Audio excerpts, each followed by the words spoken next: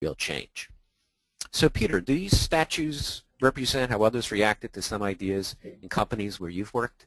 Absolutely. I can think of a great example. I was working at an Inc. 5000, very fast-growing company in a sales division, and the company was bought out, and the new ideas they brought in, none of us ever felt a part of. And so the division actually had about 80% turnover within 6 months of this new organization purchasing Wow. us.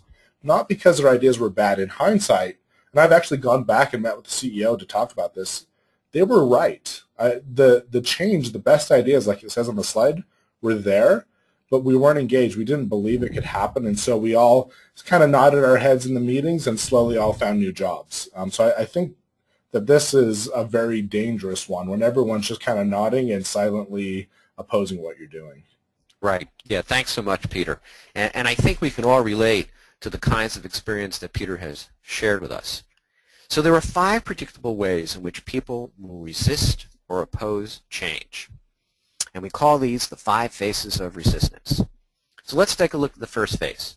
A smiley face with a stony look. It's rejecting change in a polite way. If it could talk, it might say, "We tried it once, but it didn't work."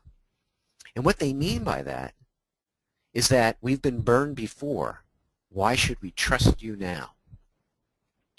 The second face of resistance is very different than number 1. In this photo, you can see people pulling in a direction different than the one that others want them to go in.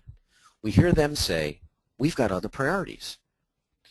What they really mean is your directions are in conflict with other directions that we are already carrying out, and they will actively oppose the change you are requesting.